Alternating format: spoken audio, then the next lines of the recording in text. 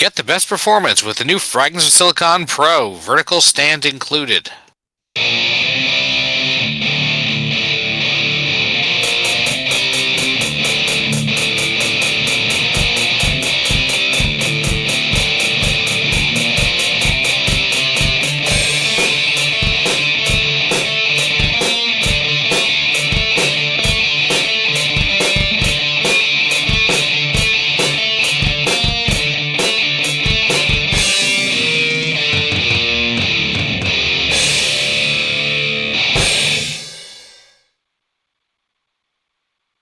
All right, welcome to another installment of Fragments of Silicon. I am your host, Adam. Joining me as always are my compatriots, Gollix and Pettyfan. Woo! Right, let us get to the weekly rigmarole that we usually do. I'm Gollix, why don't you cap us off here? The opposite of that. Yeah, I was about to say, usually wouldn't it be means more finish. of an uncorking, but... Anyway, well, I have good news and bad news. The good news is my sister's baby was born last Friday, and they seem to be doing well, but are tired. I didn't go down to see them in person, but my parents did, and I've talked to them on FaceTime and stuff, so... Looking forward to being able to actually interact with them at some point, but yeah, that's good. The bad news is I had to get my car inspected for its annual inspection, and it failed, and in a way that they suggested would be expensive to fix and also would probably need to be done again in a couple of years. Yeah, one of those jobs, it's cheaper to buy a new one than to fix this one. Probably, yeah. So now I need to look into getting a new car, which is more than I've ever spent on anything, and frankly is going to cost most of what I have saved up, so that's not going to be a whole lot of fun. Yeah. Plus, I'm not really very good at shopping for it because I don't have any experience with shopping, and I only really know much about like 2 or 3 kinds of cars, so I'm kind of... And I'm not good at generalizing, so I pretty much know those specific things, or I assume it has 4 wheels and an engine. And even then, that's not necessarily the case. Sometimes. And a lot of the things I'm picky about are like how stuff feels and how the rear view is and stuff. So luckily, most dealerships let you take the car for a test drive. I assume they will. It's just I need to find a car like that, and I got the advice that if I try to get one that's similar to the one I currently had, to get one newer than 2016, because then they'd fixed some of the problems that model year has. So yeah. So yeah, that's not going to be fun, and I have had multiple almost breakdowns. So hopefully the car variety. No, mental. Ooh. That's not good. That's good. Not ideal, no.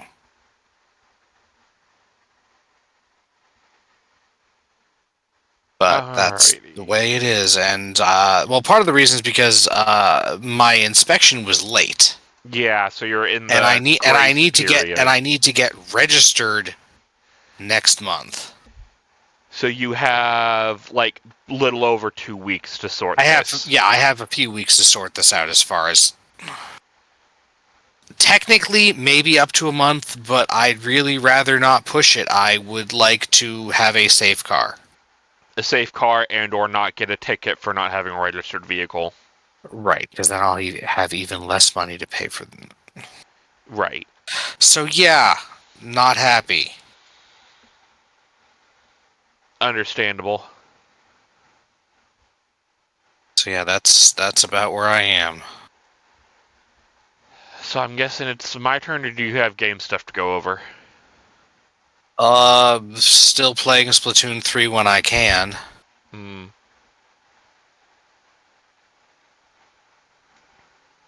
So I'm guessing it's my go?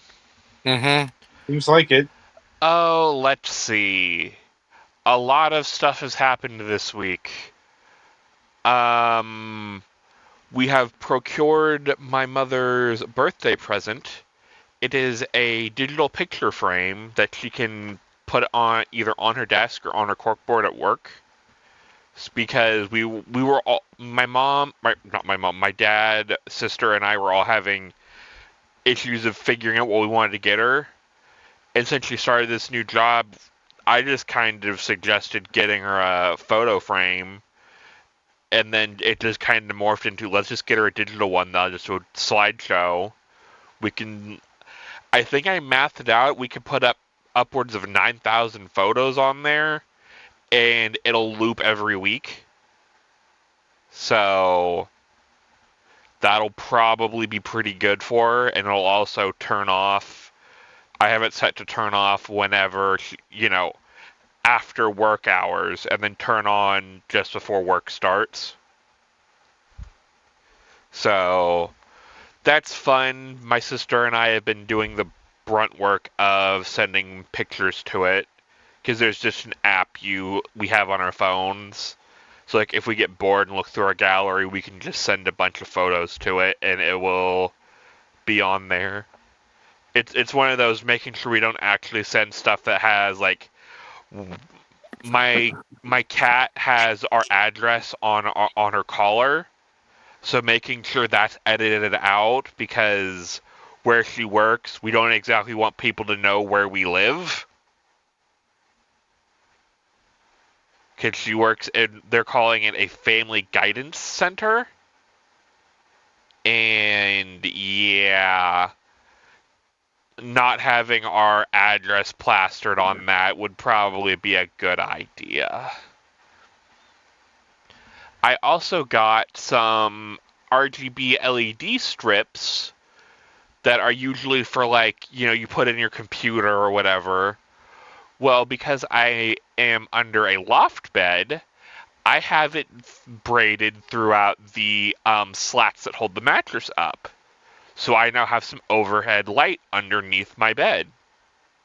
So I can now, instead of trying to use my computer monitor to light things up or having to pull out my phone and squinting into the darkness that is around my monitor, I now have light. So, hooray for lessened eye strain. We're also looking into when we want to get the pool closed.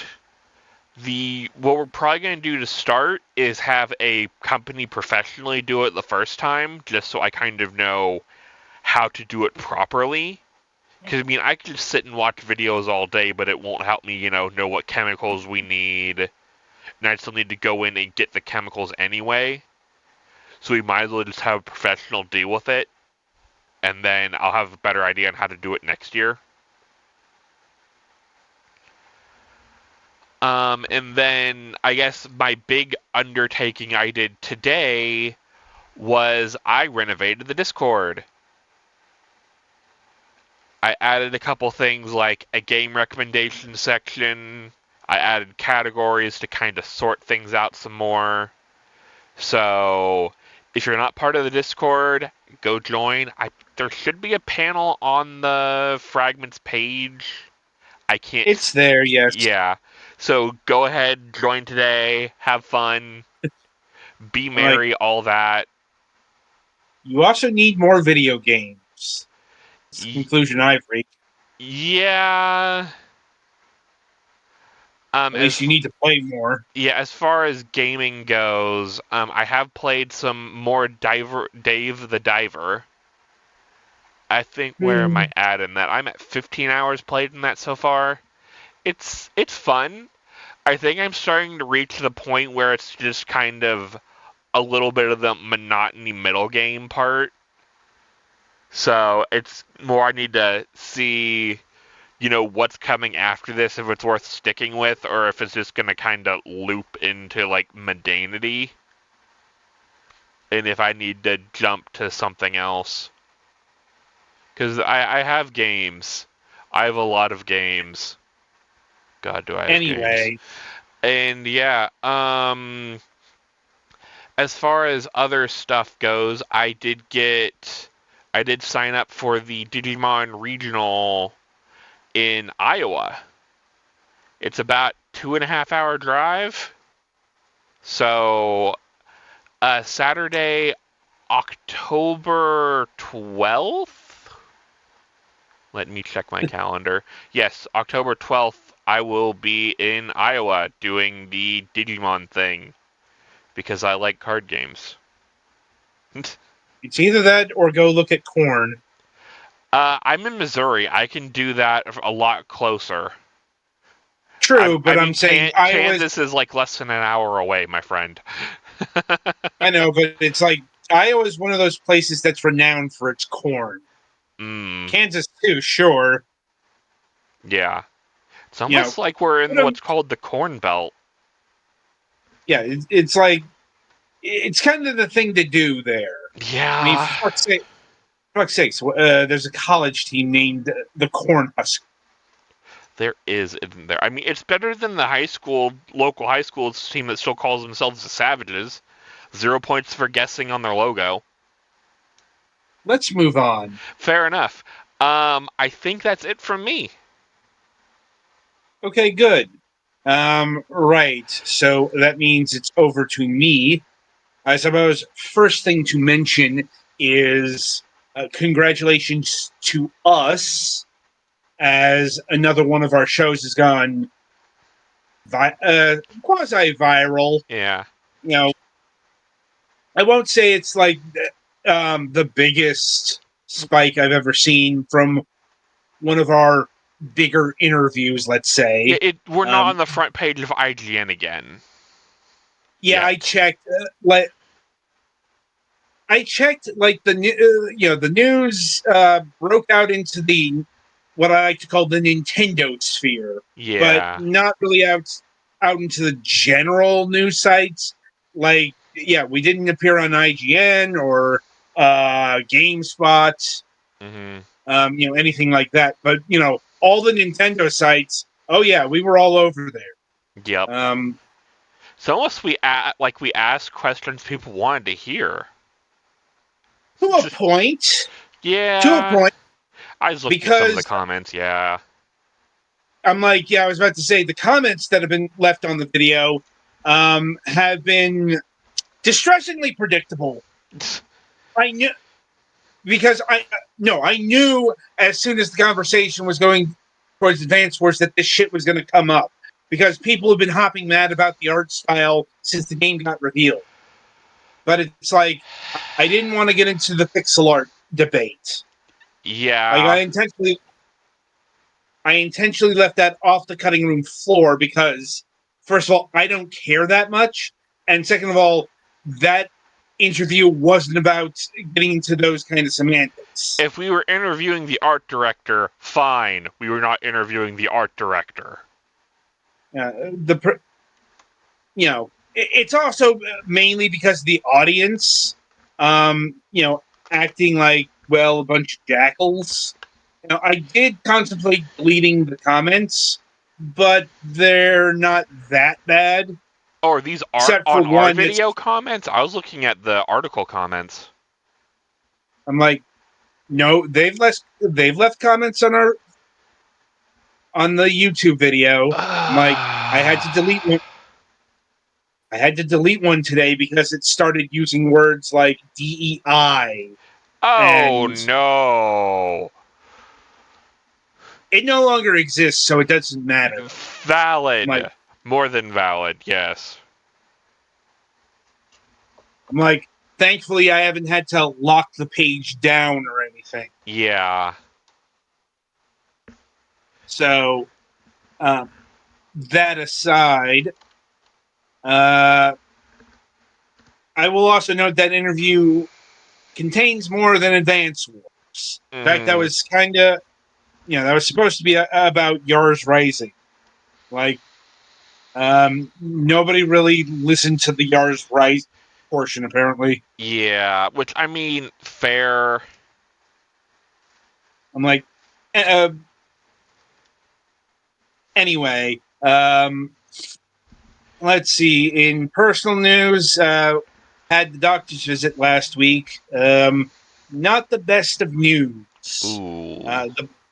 The blood pressure's back up. Right now, we're working on under the theory that it's a stress-related issue. I mean, with the shit that's been going on, probably. Yeah, there was another related bout of that this past weekend. I was about to say your brother's probably going to be the death of you at this point. Only moderately joking. Yeah, well, that's why my pill dosages have been adjusted. They upped the blood pressure medication, basically doubled it. Ooh. It's still low dosage. Just the second lowest dosage. Fair. So that also did mean I need to take an additional pill that protects my kidneys from that medication. Oh, you're taking that one. Yeah, I've been on that one before. I had to stop because I have kidney problems. Methronoprol, I think it's called. Yep. Something like that. Yep. Yeah. Anyway, in gaming, still playing Pillars of Eternity. I expect that to be a common refrain for a while because it's fucking Pillars of Eternity. Well, yeah, with all the DLC. Oh, right. The new pack does have DLC, doesn't it? Well, the DLC, rather. It's got a full-on expansion 2-part campaign that's however many hours. Look, I'm 50 hours in, and I'm just in Act 2 of the main quest. Jeez. I got sidetracked with one of the bigger optional quests. Mm-hmm. Made it about the third of the way through. Felt I reached my current limit and have moved on to the plot portion of the game. Look, it's a big CRPG. Yeah. I'm like, it's also a big reason why Pillars of Eternity 2 bombed. It's like because people are still playing Pillars of Eternity 1. Yeah. I'm like, you made a 100+ hour CRPG that not a lot of people have completed. There were other factors, much worse publisher, for example, but that's neither here nor there. Anyway, so yeah, I think that's about all the news that's fit to talk about since we don't print anything. Yeah, at least not yet. No, I don't really have any plans to print shit. It's a lot more effort to type shit out. Yeah. Anyway, with that in mind, we shall move along to our interview portion for the week. And joining us this week is Gadol of Providential Innovation. Hello. Glad to be here. I'm glad to have you. How are you doing tonight? I'm doing great. Doing really good. I'm a little bit sick, so bear with me, but I'm feeling pretty good. I'm on some Sudafed, which has been helping a lot. But no, I'm doing good. Just really excited about the launch, and just enjoying this time for sure. Indeed. Right. So how we like to get started is we like to get to know the people behind games, the studio, and all of that business. And we do that by asking this particular question. What got you interested in video games, both on a personal and a professional level? Well, personally, it started with my oldest sister.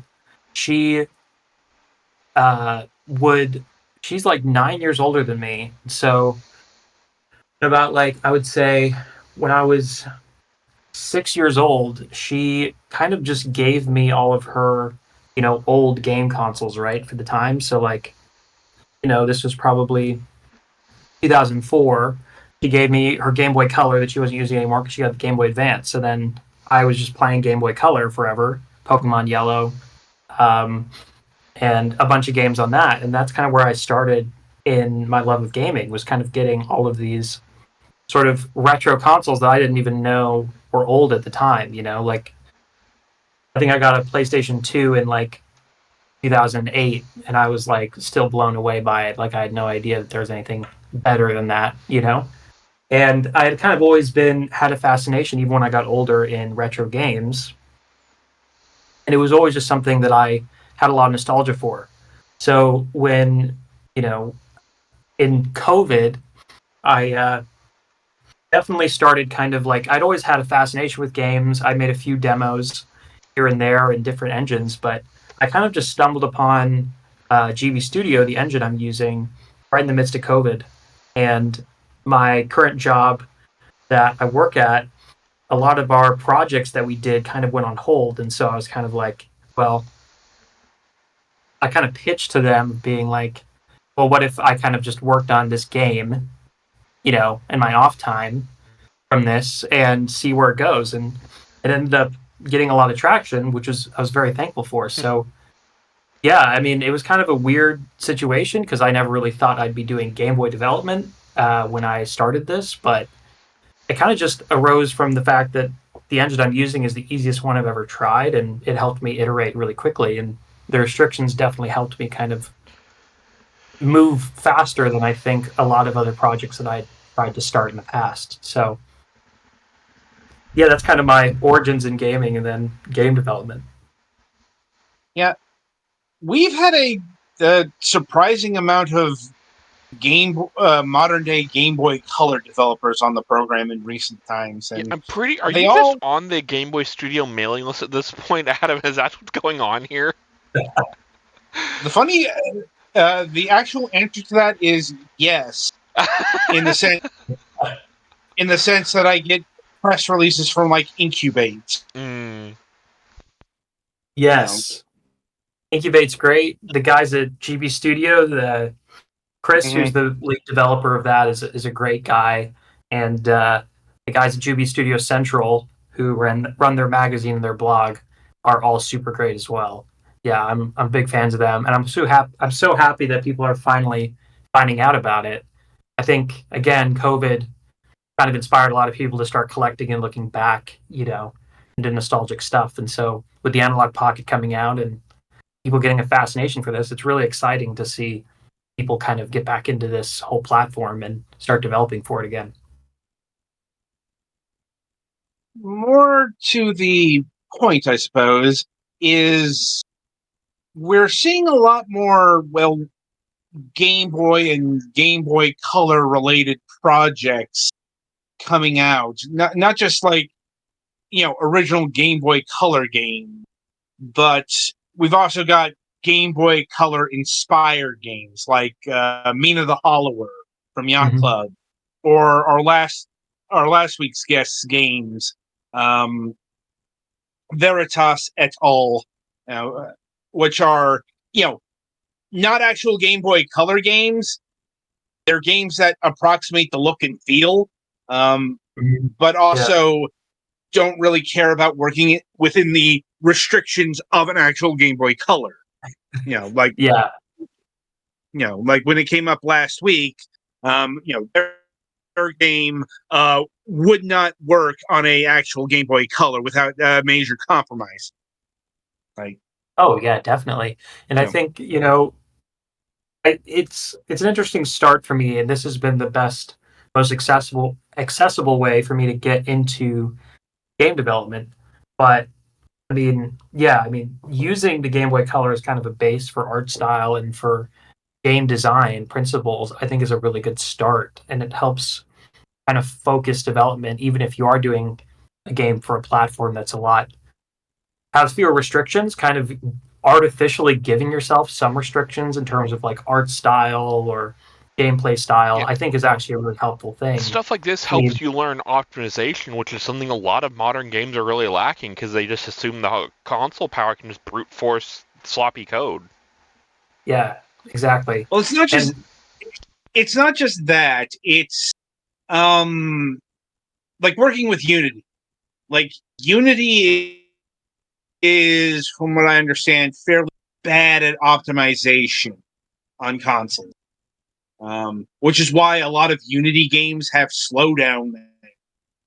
Especially like on the Switch. It's why Unity got the reputation it got. You kind of have to work to optimize if you're not like using, say, the PlayStation 4 Pro's processing. Yeah. I think the best thing with that kind of game development is to choose your lowest end platform first and build within those restrictions. I think what's happened a lot recently is developers trying to develop for the top platform and then try to bring the game to the Switch or even to the Xbox Series S or whatever platforms you're trying to get it onto. And they're starting from the top end and trying to cut out features when really you should start from the Switch and then build from that, add in more for the other platforms instead of trying to just like basically butcher a game and try to fit it on the Switch. I've seen that a lot in third-party releases. Nintendo's really great working with the Switch, and some of their games are actually built in Unity.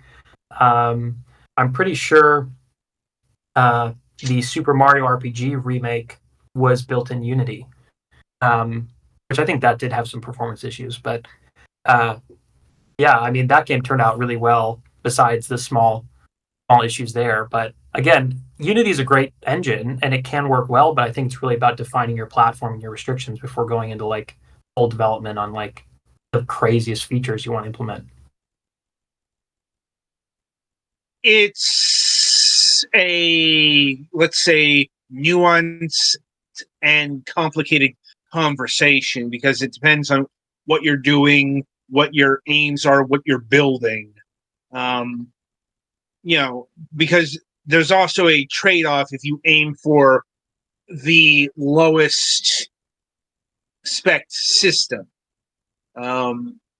because then you get restrained by that system, and your game may overall suffer for it in design, performance, in other ways. Oh, definitely. Like I said, like I said, it's not a one size fits all situation. Yeah, totally. And going back to the point you were talking about, these developers making Game Boy Color style games, I think one of the really actually convenient restrictions for Game Boys on the art side is the fact that when you are limited to those, predefined tile limits and tile sets that you're working with, you kind of inadvertently create a consistent art style, even when you're not intending to do so.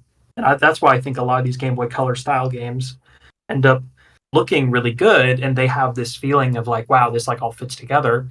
When you have a skilled pixel artist, not and if you're a skilled pixel artist and you work within those limitations, it can create a really cohesive and pleasing art style when you don't have like all of the options. It helps to have that restriction in there, and it kind of gets not just from performance but from like a visual feeling of like this all just like works together. The Game Boy Color is particularly interesting because like it's a very distinct looking palette. Like a game, like there's nothing else that looks like a Game Boy Color game. In terms of like retro system. Oh yeah, and the Game Boy as well. I think it's interesting because I think the best uses of the Game Boy and the Game Boy Color happened either very late in the life cycle of the console. I mean, you look at, you guys had the guys from Way Forward on there, but they developed, what's the game called? You guys will know it. Shantae. There's a lot of ways. Yeah. Sorry. Shantae back in the day was like a very graphically impressive game for the platform, but it's funny when you see a lot of these games now with the Game Boy Color style and you're like, wow, these look so good. You actually didn't see many really good looking Game Boy Color games when it was coming out. And I think people forget sometimes the Game Boy Color's lifespan in relation to the Game Boy itself was actually really small. So It's the I think, it's the small, it only had a lifespan of about 2.5 years. yeah. And it's interesting now, And like there's so much you can push that platform visually. I mean, you can look at, my game for an instance, and I tried to push the graphics as far as I could into, what I could make them in that. But it's really great to see developers nowadays pushing the hardware visually in ways that I couldn't even imagine well, coming out. And a lot of people. here's a question about your game itself. Is it a Game Boy Color only game? It is a Game Boy Color only game because I'm doing See, some things with the graphics and that the Game Boy couldn't really yeah. do. So this is kind of the through line I'm talking about. Um, so many quote unquote Game Boy Color games were dual system games that were, Game Boy backwards compatible. And that came at the expense of taking full advantage of the power of the Game Boy Color system. It's why, in order to get an actual remake of Super Mario Brothers onto the system, it had to be Game Boy Color only because an original Game Boy just could not handle Super Mario Brothers 1 in Yeah, its full stature. That's why Super Mario Land exists. definitely. And I would say also the power, the processing power side of the Game Boy Color is definitely improved. I would, we saw with the 3DS, late in the generation of that console, Nintendo did the new 3DS, and you saw a couple games come out for that were very impressive. But I would say for the Yeah. Game Boy Color, the biggest thing is actually just using color and using a few techniques with color that, again, the Game Boy just couldn't do. And I think, the games that did ship on both color and original, like Link's Awakening is a really good example. Using that color dungeon they added for the DX version that's only available on the Game Boy Color, you can see the benefits of having color as actually like a gameplay element or a visual element that does add to the game instead of just being like, oh, it looks prettier. No, like you're using this for narrative or you're using this for puzzles or using this for things that, again, an original Game Boy just couldn't do. Right. Uh, Also, let's be honest here. Most devs weren't that creative about the color either. Yeah, no. And I don't blame them. I mean, it is, I'm sure at the time, a lot of the people making games back in the day were not specifically artists. They were like multi-talented. I think we see that now in homebrew. I've started as an artist and I had to learn the game dev side, but I think there's tons of people who are programmers Eh, primarily and then, have to I don't learn think that that's art side. I don't think that's applicable to the era we're talking about because we're talking about game development in the late '90s to early 2000s. By then, the various disciplines of game making had been pretty well established. What you're talking about is more game development in like the '80s, especially for like the PC, where you had to do it all, including things like the art. Yeah, and Like, it does. It's totally dependent, And also, I would say you're totally right about that. Like by that point, there were definitely teams behind these games, and it's also it's weird to think about the fact that a lot of these games were put together in a very short period of time, and in time frames that I could not even imagine trying to do. But even with a team of like probably around 10 people working on an average Game Boy game back in the day, they were able to put out games within the span of like 6 months, game development time. When you're able to put the time into the art, like I was, I think that a lot of it's really just a time crunch issue for them being like, could push this more, but we have a deadline for coming out in like 3 months from now. So we got to do something quick. I think that was very much a reality back in the day. Indeed. Anyway, before we veer further into the weeds of game development, I think we should recenter ourselves and talk about the actual game itself, because we haven't really got into what Zephyr Pass is. Indeed, for the uninitiated, what is this game? Zephyr's Pass is a narrative-driven action-adventure game in the style of a traditional Zelda-like, but taking a lot of modern inspirations in terms of pacing and game design principles, and kind of presenting it in a more linear, narrative-driven fashion rather than a larger, I would say, uh, exploration-driven way. There certainly is exploration in the game, but most of it is like along some sort of a path, and there's story beats that you're hitting. There's a lot more cutscenes and interactions with characters than I would say a lot of the Zelda-like games have. So that's how I describe the game to people. I'm like, fair enough. Though Zelda on the Game Boy Zelda games are fairly linear in and of themselves.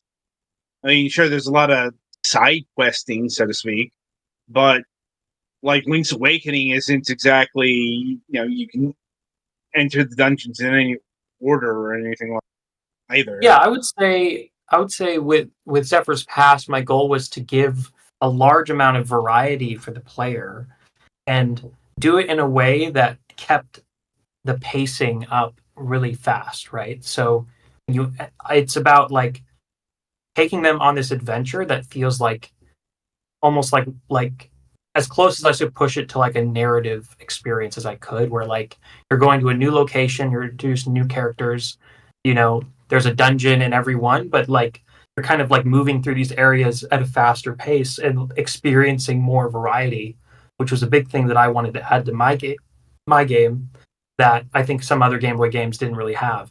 Link's Awakening is a big game and they do have a lot of variety in it. I just wanted to pack that into a very like nice package that someone could play through and spend 4 to 5 hours playing through it all, and experience like a lot of different locations with different styles of puzzles and interactions and things.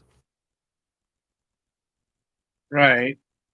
And what is the actual narrative of the game? Like, who are you? What are you doing? What's your quest?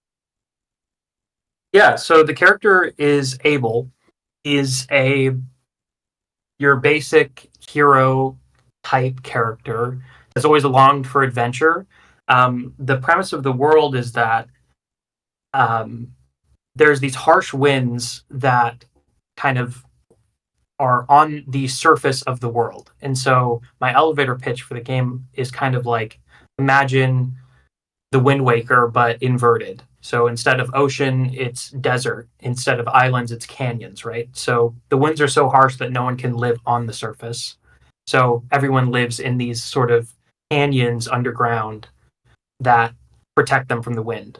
And so the only people that do travel to surface are traders, pirates, and military ships run by the main antagonist of the game, Thane.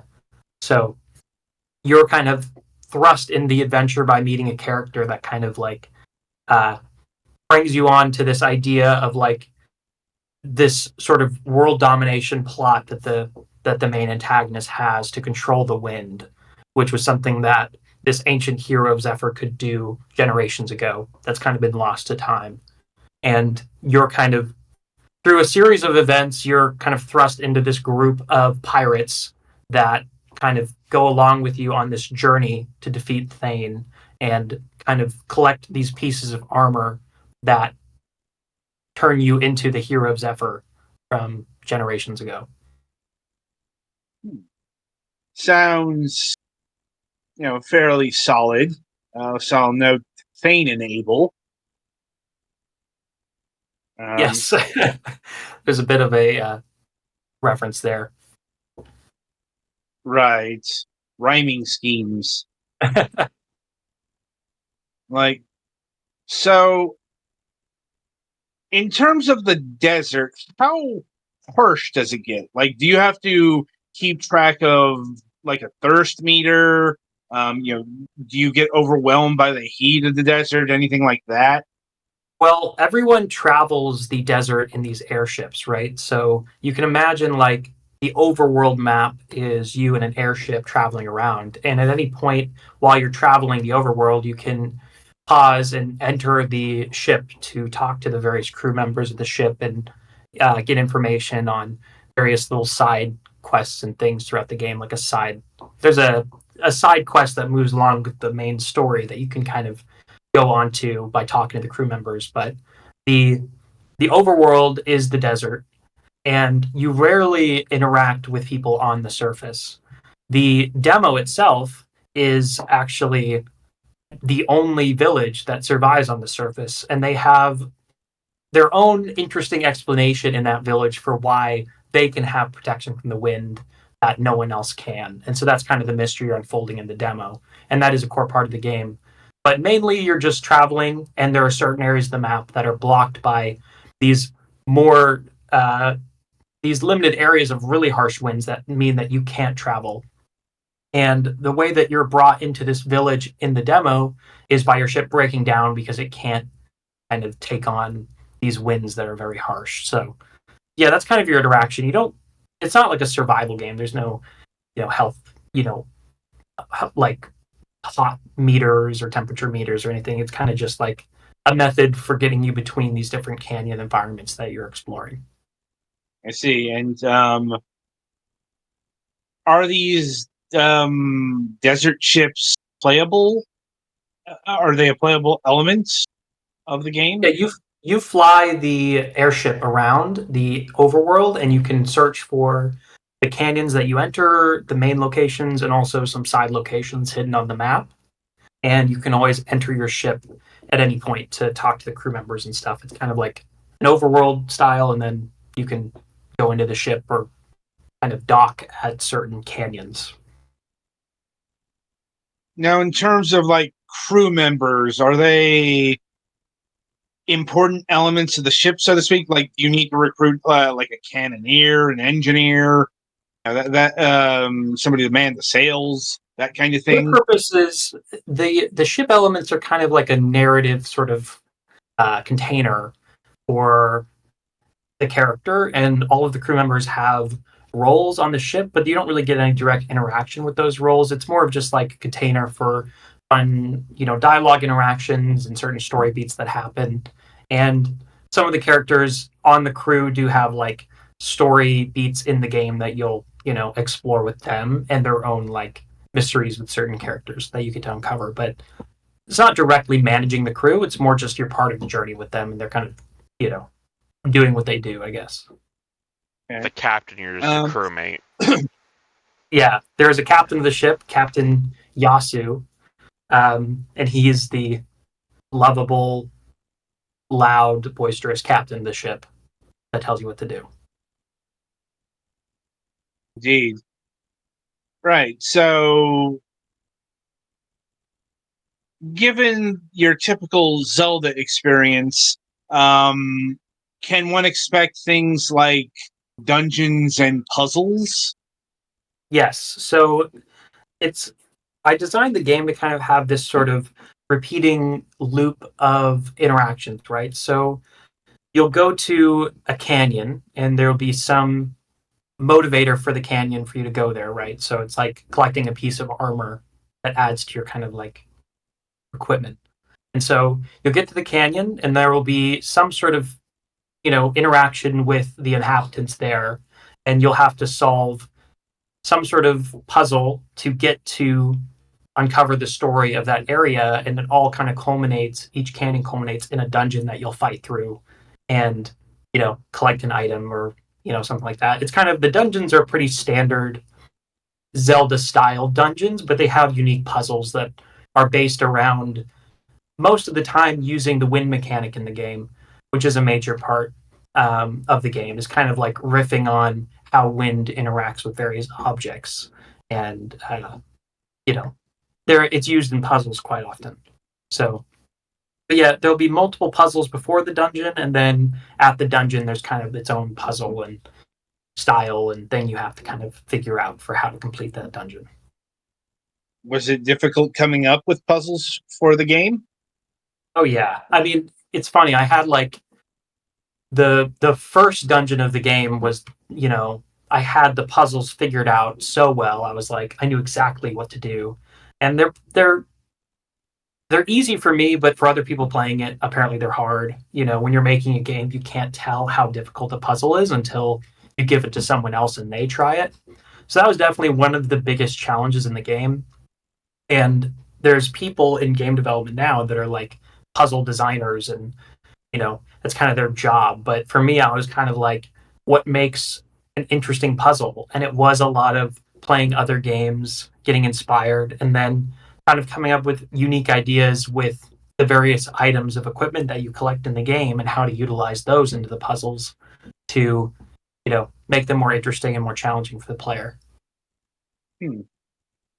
And what about combat? So yeah, in combat, it's again pretty standard Zelda style combat.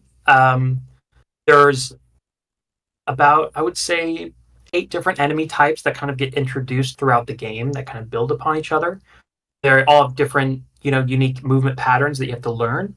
And early on in the game, you get the wind sword. So in the beginning, you have a basic swipe of your sword, and it's all about like positioning. I was really inspired actually by the original Legend of Zelda, where it's a very like, you're kind of having to line yourself up, and it's almost a puzzle in each interaction to be like, where does my player need to stand to position themselves in the right location to hit an enemy when it comes also into that position next to me, right? So that's kind of a lot of the gameplay loop, and the wind sword allows you to have a projectile wind gust that can hit enemies from a distance, and that adds on to the gameplay loop, and also certain abilities that you get throughout the game help combat, like the boots, which help you run faster and jump over certain obstacles, and the shield that you can block enemy attacks from. So it does build throughout the game, but it's a pretty recognizable combat loop, I would say. Makes sense. Like, given all the influences on display here. Anyway, so how long did it take to develop Zephyr's Pass? I would say about 2.5 to 3 years of dedicated time. And I had ideas for the game dating back even further than that. I have sketches from 2019 for, the world and the characters and everything. But primarily, I would say it started about 2.5 years ago was when I really started, going into it. And, this year, a lot of it has been, QA testing and then just kind of waiting for manufacturing to figure out. So if you subtract that, then maybe like 2 years of dedicated development around there. Yeah, it was a long project for me, but I would say in grand scheme of game development, maybe not that long. I don't know. I'm like, it's pretty typical in terms of game development, at least from the people that we usually talk about on this program. Last week's guests were kind of the outlier. What was the Anyway, last week's test? How much did Color they spend? Grave. They apparently like to spend about 1.5 years to Oh, maybe 3 months on a game, depending on temperament. Go see that interview for more information about that specific circumstance. that sounds convenient. I'd love to spend, But 3 months on a game. That'd be great. like, there's more to it. Yeah, It, definitely. it's acrimonious in its own way, let's say. Yeah. I'm like, but putting that aside, how did you get in touch with Incubate to create a physical edition of this? Yeah, so that happened pretty early on. I created sort of a demo trailer that was really just a collection of scenes from what I thought was going to be in the game. If you go back to that original trailer, that was kind of a pitch trailer. It was very different from the final game. The graphics were very rough. It was my kind of first time trying to do pixel art within those limitations. And just, looking back at that trailer, I'm like, wow, I'm so surprised Incubate was like interested in this game at the time. But we pitched them this demo trailer and they liked it. And they had been working on their Infinity project. I don't know if you guys have seen that at all, but Infinity and as well as Dragon Now, which was at the time Dragonborn. So they were definitely looking for more larger projects to bring into their, publishing portfolio there. And so it kind of worked out at the time. And my goal with this was like a unique part about Game Boy development nowadays, in my opinion, is those physical releases. I think every indie developer kind of hopes that their game can be released in some sort of physical fashion. It's like a big dream I think most of us have. So game development for me on the Game Boy was kind of my main motivator, was to have a physical copy of the game.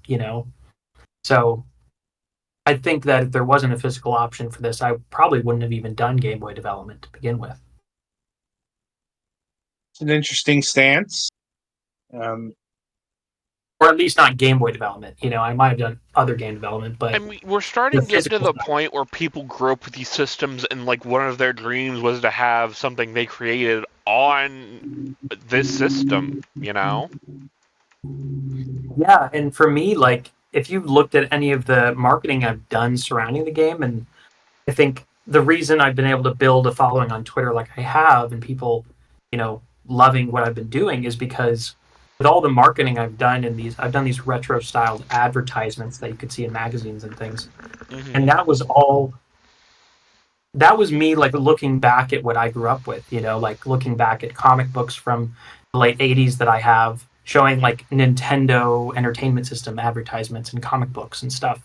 Right. And for me, my whole goal with Zephyr's Pass was kind of to transport people back in time in a way and look at the game and be like, this is a modern game, but I wanted to almost trick people into thinking it could have been from 25 years ago. Yeah, if you That were to was go back in time, 20 years ago, and hand this to somebody with a Game Boy Keller, the whole trick is to make him think, oh, hey, this is coming out later. You just got a pre-release copy.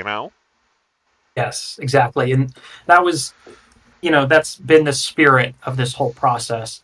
And, with the trailer, styling it in that kind of retro way, it's been, just the best way for me to kind of express the kind of emotions I've been trying to instill in people throughout this process. And for me, Zephyr's Pass has been equally a game that I've been making. And just as much as that, I've been focusing on the experience that the player will have outside of the game, the emotional feeling they have when they pick it up in their hands, open the manual, and engage with the content that I create surrounding the game. It's like in a multi-tier process outside of just the game itself. Mm-hmm. yeah, it makes sense to me. Like, anyway, as enlightening as this conversation has been, we are getting low on time here, so I will wrap things up by asking: do you have a new project in the works, Game Boy Color or otherwise? I can't say too much right now, but there's more in the pipeline. There's more things I'm doing. I'm talking with some people about potential porting to other platforms for this game.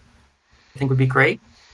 And Zephyr's Pass is definitely not the end of, photographer and that whole thing. We have more things that we're working on for sure. Nifty. Right then. So Aaron, I want to thank you for taking time out of your schedule and being with us here today to talk about your game.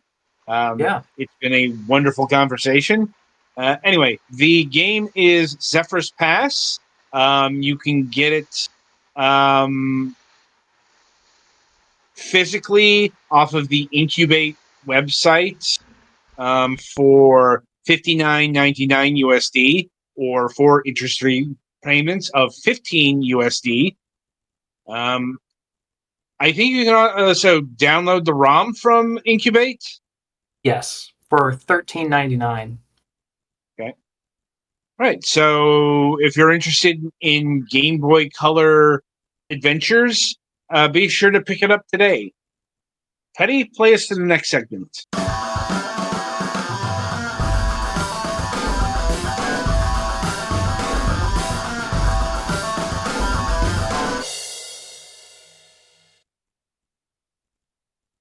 All right, so welcome to the topic of discussion. You know, I hadn't intended about system power to be a through line topic for this week. It just kind of happened.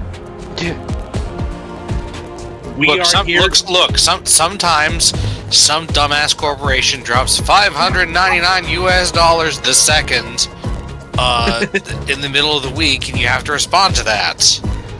I hate that you're right on that.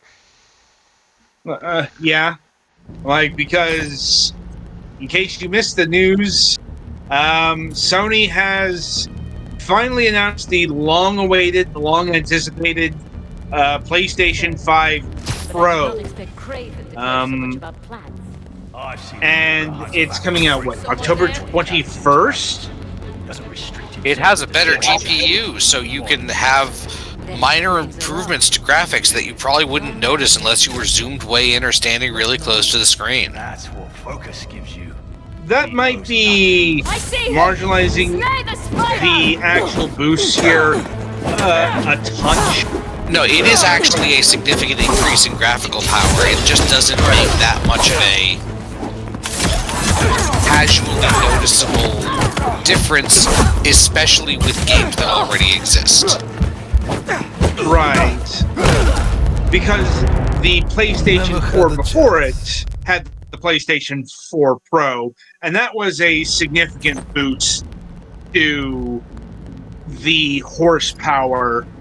Now, unlike in our interview portion where we talked about the Game Boy, the 3DS, Sony didn't go whole hog, so to speak, on game development there. Like, you're not going to see PlayStation 5 Pro only game. Like, that's like, if this were a thing done by Nintendo, yeah, you get like a handful of things that utilized the added horsepower, and then everything else would just drop back down to normal. Like, Nintendo is infuriatingly consistent on their gimmick utilization. If it's not part of the core system out the gate. And he had lived there all his life. Seriously, but that is a topic for another day. For Sony, the end goal here is a lot more utilitarian. Challenge Craven. Even in spite of the power boost, because that, and also just it being a pro thing, where the most you can really offer with a pro, without going in heavy on exclusives, which, lest it be reminded, the base PS5 does not have that many of either. A lot of PS5 games are also playable on the PS4. Unless you go really in on like exclusives to the newest model, the best you can do is offer upgrades in performance. That's what I'm talking about. Sony isn't centering the PlayStation 5 Pro around any one game like Nintendo would.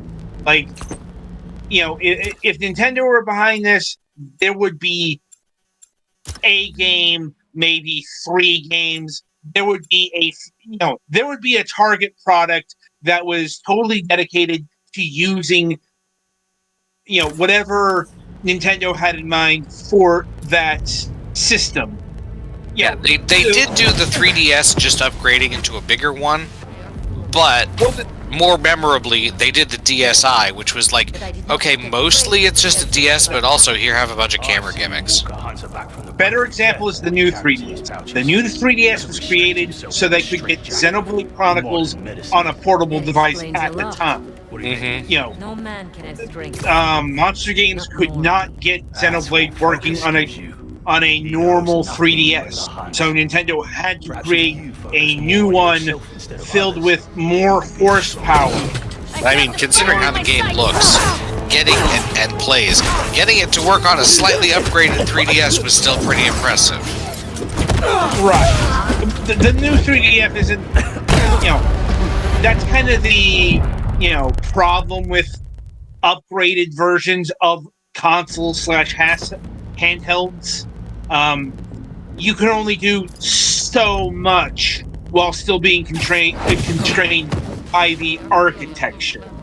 It's less prevalent here with the PlayStation 5 because it's so much more powerful.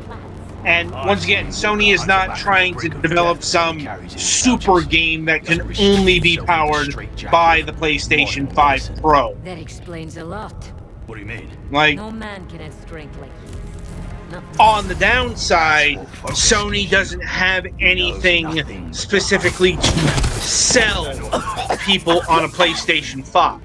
Like, you want to know what they're, you want to know what the big game that Sony's launching around time that the PlayStation 5 Pro is launching?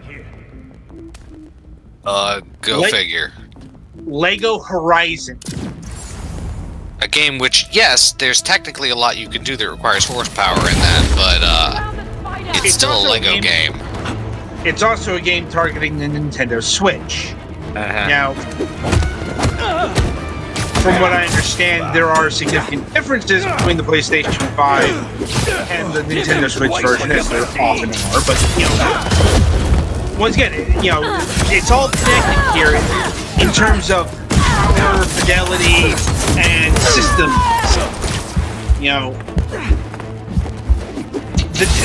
This is the grand trade-off.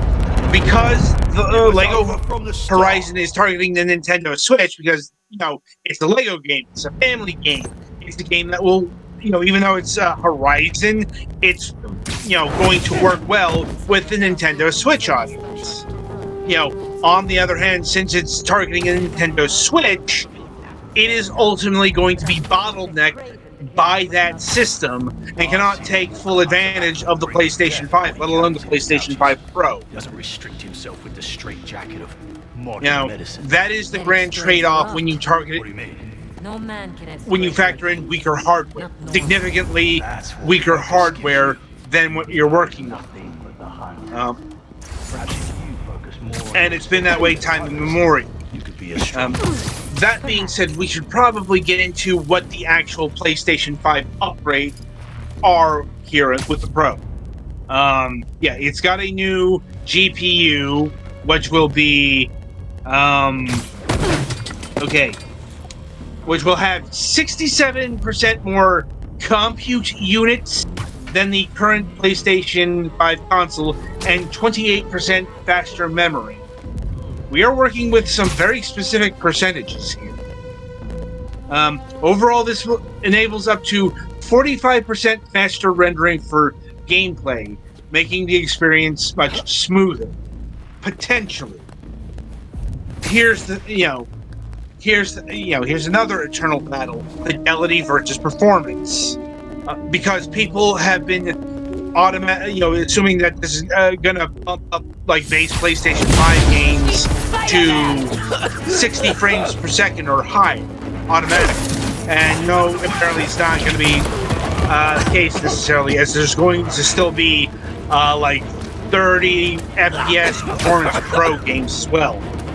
Once again, that's just the eternal battle between those two forces. Like The people who want more pixels than their eye can visibly distinguish, and the people who want more frames than their brain can possibly notice. basically, like advanced ray tracing, because of course we've got to have the hot gimmickry of the current age.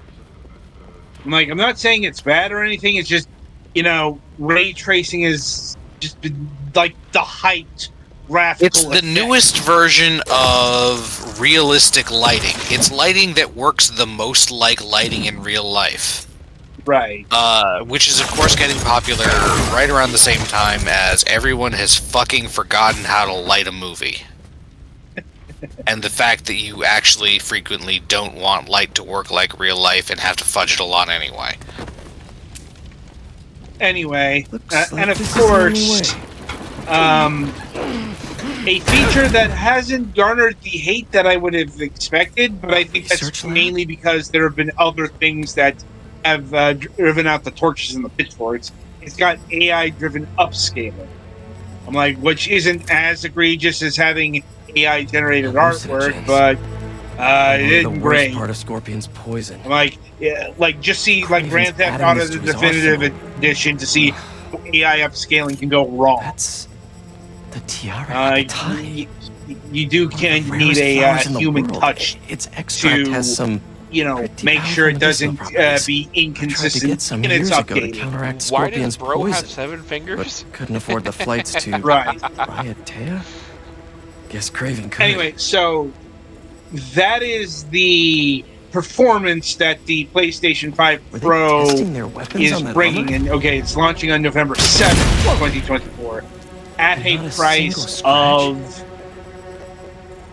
$700. And that is the baseline price, because Sony has decided that they are just going to do the one unit. They're not. They're not attaching a disc drive to that. You have to pay, I think, $90, $70 USD. There we go. Hey, MJ, and I have another name for you. Like, for fuck's sakes. They're reusing the drives for the PS5 Slim, but if your PS5 Slim drive is already attached to a console, it is very hard to unattach it, if not almost impossible without jailbreaking the guy in the PS5. meantime and letting Miles know what's Now, I know people have also expressed their dismay at the lack of a hard drive built in. I'm like, yeah. If it lacked a hard drive too, we'd have a very different discussion. You know what I mean? Yeah.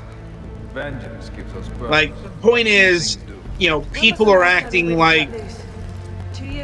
I'm like, I understand physical still matters for console.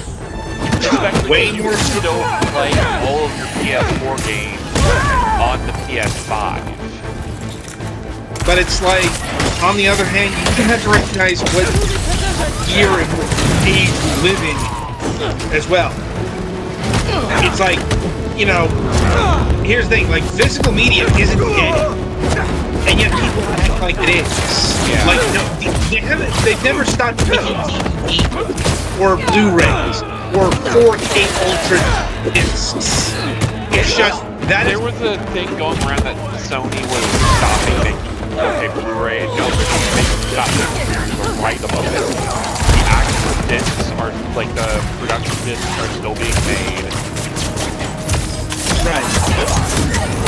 But it's also, the simple fact of the matter is, discs are not how people consume media in the mainstream anymore. Hasn't been for a very long time. Like, and I have to understand that games are bigger, yada yada yada. But once again, we've had this discussion. It's like it's not even all that useful to have discs anymore, or Nintendo Switch cartridges, because there are some games that their cartridge is just basically playing essentially. Or they only have part of the game. Yeah, that's what I'm saying with that. Yeah, I phrased that for you, but yeah. or they have one game out of a collection. Yeah. Like Resident Evil Revelations 1 is on the cart, but you have to download Revelations 2. Similar with the Spiral Collections. The first games are on there, but if you want the other ones... Believe me, I could go... There is an entire list. BioShock, Batman, I think Borderlands, etc., etc. So many of these collections have, like, only the first game is on there, and you have to download the rest. Yeah. Like, which is great for right now. Well, the consoles still function. Ask me again in, 10, 15 years when the eShop's gone, Yeah, and another thing is, if not having base game, then having all the necessary patches, and this has been an issue since the Xbox 360. Like, my point is, like, as much as I, don't like the decision to not have the disc drive there, it's like, I kind of understand it. I think they should have at least given us bundles at a discount with it available, not just you have to buy it separate. But on the other hand, it's like you're already pricing this at fucking $700. Yes. Why did you shy away from having a disc version of this at $800? And for all of the comparison things out there who are just comparing with the base Slim, you need to add a disc drive for $70 on that price, buddy. Yeah. Relying on hallucinations it's like and playing with your prey. It's just this has been a perpetual problem with Sony for a while now. Lest we forget the fucking PlayStation Vita and its proprietary memory sticks that cost goddamn more than the Vita. Oh yeah, no, the Vita was fucked. Get him! Yeah. Like I said, Sony has a history of shit. So it's not that surprising that they would pull a movie. But anyway, as much as I'd like to delve more into pricing, we are running low on time here. We really do have to wrap things up. We have a new episode of MSP planned. So with that in mind, we have reached the end to another episode of Fragments of Silicon, coming up on the week ahead. So we do have a Friday show, but that is going to be our grand experimentation with Friday morning MSP. We'll see how that goes. I mean, I think the actual episode is probably going to go, honestly, like an episode of our program, considering it's just going to be the three of us doing it. In terms, like in real terms, but it's more, what Mac wants to do in terms of certain things. Like, anyway, so on the Sunday reviews, we will be having reviews of Paths of Flight, Samurai, Chenzo Club, Technicity, and Baron of Blood. So look for all of those. And until next time, I shall wish you good gaming.